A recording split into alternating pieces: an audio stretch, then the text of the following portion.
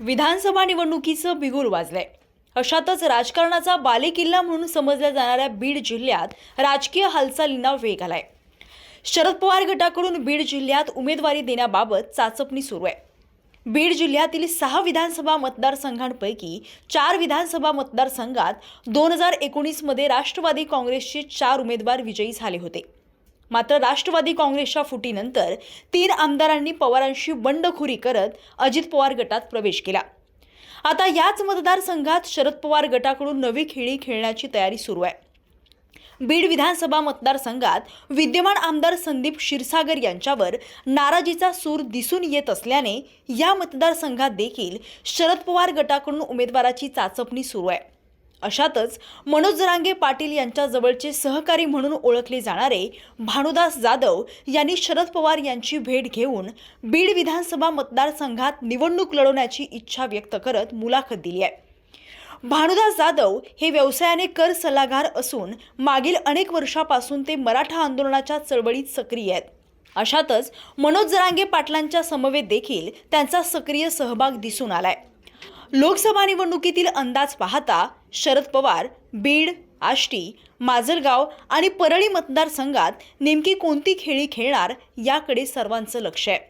मात्र अशातच विद्यमान आमदार संदीप क्षीरसागर यांना पर्याय म्हणून जाधव यांनी तयारी सुरू केल्याची चर्चा आहे। शरद पवार गटाने उमेदवारी न दिल्यास जरांगे पाटील यांच्या विचारातून ही निवडणूक लढवण्याची तयारी जाधव यांनी केली आहे का? याविषयी ते काय म्हणालेत ऐकूयात। बीड विधानसभेच्या यावर्षीच्या 2024च्या विधानसभे निवडणुकीसाठी मी इच्छुक आहे।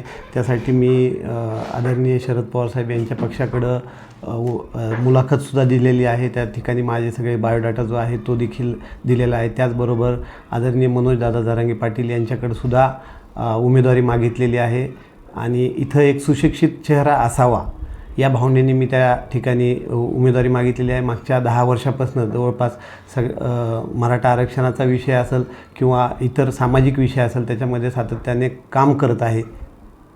सर, पवारांची तुम्ही भेट घेतलेली होती, त्या भेटीमध्ये नेमकं काय चर्चा झाली होती आणि बीड विधानसभेमध्ये सध्या शरद पवार गटाचा जो आमदार आहे संदीप क्षीरसागर हे असताना ते वेगळ्या विचारात आहे असं एकंदरीत पाहायला मिळतंय।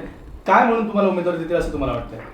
सर, ज्या अर्थी आम्हाला त्या ठिकाणी पवारसाहेबांनी एवढा वेळ दिला आणि 2-3 वेळेस त्यांनी आम्हाला भेट घेतली, याचा अर्थ स्पष्ट आहे की त्या ठिकाणी त्यांच्या आहेत त्या जे आजी आमदार आहेत त्याच्याविषयी, त्यांच्या उमेदवारीविषयी त्यांना चाचपणी करता येतं। दुसरे उमेदवार पाहण्याच्या दृष्टीने त्यांनी आम्हाला त्या ठिकाणी बोलवलं। त्या ठिकाणी पवारसाहेबांना देखील आम्ही त्या ठिकाणी सांगितलं की कशा पद्धतीचे त्यांच्याविषयी निगेटिव्ह नकारात्मक भूमिका इथं झालेली आहे।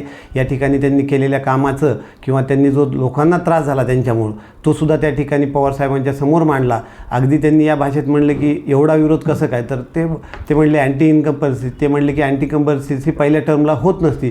तर त्यातला एक कार्यकर्ता आमचा असं म्हणलं की बाबा पहिल्या टर्मला नाही तर पहिल्या वर्षात त्यांच्याविषयी अँटी इन्कम परिस्थिती झालेलं दिसते बीडमध्ये। बरं, शरद पवार गटाकडून तुम्हाला उमेदवारी जाहीर नाही झाली तर तुमचं पवित्र नेमका काय असणार, भूमिका काय असणार आहे? सर, मी त्या ठिकाणी पवारसाहेब आतापर्यंत हे स्पष्ट नव्हतं की मनोजदादा जरांगे पाटील हे निवडणूक लढवतात का नाही लढवतात। त्यामुळं मी पवारसाहेबांचा जो आहे त्या पर्यायापैकी चांगला पर्याय होता, तो आघाडीचा पर्याय होता आणि पवारसाहेबांना या ठिकाणी ती जागा असल्यामुळं मी त्यांना उमेदवारी मागितलेली होती। परंतु आजच्या परिस्थितीला एकूण अशी परिस्थिती दिसते आहे की काही कारणांमुळे म्हणजे आरक्षणाविषयी कुठलाही सरकारने निर्णय न घेतल्यामुळं दादांनी आता जाहीर केले बऱ्यापैकी की उमेदवार देतील आणि त्या ठिकाणी मी सुद्धा त्या ठिकाणी उमेदवारी मागितलेली आहे। मी आत्तापर्यंत कुठल्याही राजकीय पक्षाचा कुठलाही पदाधिकारी नाही किंवा कुठल्याही राजकीय पक्षाचं काम केलं नाही। एक सामाजिक कार्यकर्ता म्हणून आणि समाजाच्या प्रश्नावरती वारंवार या ठिकाणी बीड शहराचे प्रश्न असतील, ग्रामीणचे प्रश्न असतील, त्या ठिकाणी आंदोलन त्या ठिकाणी केले आहेत। त्याचबरोबर 10 वर्षापासून जवळपास आरक्षणाच्या चळवळीमध्ये सातत्याने काम करत आहे। त्याच्यामुळं मला जर दादांनी उमेदवारी देत असतील तर मी दादांची उमेदवारी सुरुवातीला प्रिफर करेन। सुरेश नवले सुद्धा म्हणतात की मी जरांगे पाटलांच्या संदर्भात उभे राहणार। सर, ते मागण्याचा अधिकार सर्वांनाच आहे। त्या ठिकाणी 5-7 जणांनी मागितलेली आहे।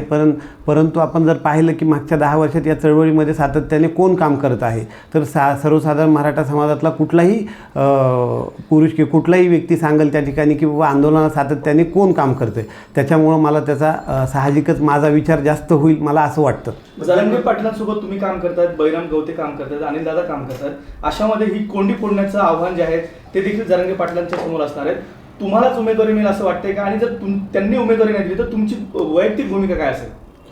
सर नक्कीच आपण जे विचारलं त्यामध्ये सगळं या ठिकाणी मराठा समाजाचे सर्वजण त्या ठिकाणी मनोजदादाच्या बरोबरीने काम करत आहेत.